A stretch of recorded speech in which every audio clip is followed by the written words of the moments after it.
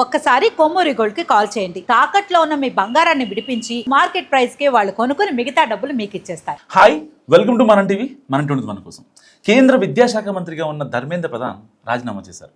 So విద్యా వ్యవస్థలో వైఫల్యాలకు నైతిక బాధ్యత వహిస్తూ ఆయన రిజైన్ చేయడం జరిగింది. అండ్ ఇందులో కోఇన్సిడెన్స్ ఏంటంటే స్వతహాగా విద్యార్థి నాయకుడిగా ఉండేవారు ధర్మేంద్ర ప్రధాన్. ఇప్పుడు అదే విద్యార్థి లోకం ఆందోళనల ఫలితంగా పదవికి దూరమయ్యారు. సో ఈ విషయాన్ని పక్కన పెడితే ఇప్పుడు తర్వాత వచ్చే కేంద్ర విద్యాశాఖ మంత్రి ఎవరు అనే చర్చ ఇప్పుడు బలంగా నడుస్తుంది దేశవ్యాప్తంగా. అయితే ఈసారి సమర్థులకు అవకాశం ఇవ్వాలని ప్రధాని నరేంద్ర మోదీ భావిస్తున్నారు. క్యాబినెట్లో అనుభవం ఉన్న వారికి ప్రాధాన్యం ఇవ్వాలని చూస్తున్నారు. అందులో భాగంగా ఏపీ నుంచి ఈసారి అవకాశం ఉంటుందనేది ప్రధానంగా దేశవ్యాప్తంగా జరుగుతున్న చర్చ. రాజమండ్రి ఎంపీ దగ్గుపాటి పురంధేశ్వరి పేరు ప్రముఖంగా వినిపిస్తుంది. గతంలో ఆమె క్యాబినెట్లో పనిచేసిన అనుభవం ఉండడంతో ఆమె వైపు మోదీ మొగ్గు చూపిస్తున్నారని తెలుస్తోంది. నీట్ ప్రశ్నాపత్రాల లీకేజ్ వ్యవహారంతో కేంద్ర ప్రభుత్వం ఇరకాటంలో పడింది. డ్యామేజ్ కంట్రోల్లో భాగంగా ప్రధాని నరేంద్ర మోడీ సైతం స్పందించారు.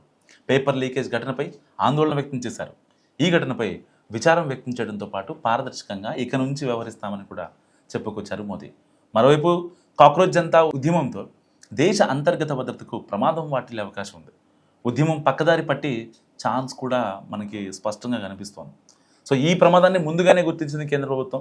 అందుకే విద్యాశాఖ మంత్రిగా ఉన్న ధర్మేంద్ర ప్రధాన్తో రాజీనామా చేయించేసింది. అయితే తదుపరిగా ఈ బాధ్యతలు ఎవరు తీసుకుంటారనే ప్రశ్న వినిపిస్తోంది.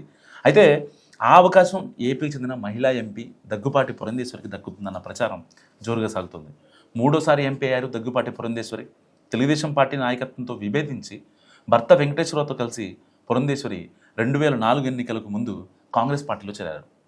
ఆ పార్టీ ఎంపీ అభ్యర్థిగా పోటీ చేసి విజయం సాధించారు ఆవిడ. అండ్ 2009లో రెండోసారి పోటీ చేసి గెలిచారు. మన్మోహన్ సింగ్ ప్రభుత్వంలో కేంద్ర మంత్రి పదవి కూడా ఆవిడ చేపట్టారు. సమర్థవంతమైన నేతగా జాతీయ స్థాయిలో గుర్తింపు పొందారు. 2014 ఎన్నికలకు ముందు అనూహ్యంగా భారతీయ జనతా పార్టీలో చేరారు. పొత్తులో భాగంగా ఆమె రాజంపేట నుంచి ఎంపీ అభ్యర్థిగా పోటీ చేసి ఓడిపోయారు.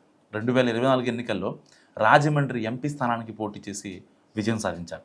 మంత్రివర్గంలో చోటు దక్కించుకోవాలని భావించారు, కానీ వివిధ సమీకరణాలతో దక్కలేదు. ఇప్పుడు పునర్వ్యవస్థీకరణలో ఆమెకు ఛాన్స్ దక్కుతుందని ప్రచారం జరిగింది. ఇంతవరకు మంత్రివర్గాన్ని విస్తరించలేదు మోడీ.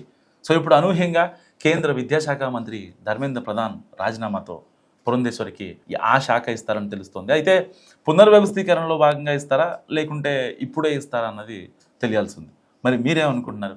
పురంధేశ్వరి కేంద్ర విద్యాశాఖ మంత్రిగా మరి ఆవిడ యాప్ట్ అవుతారా?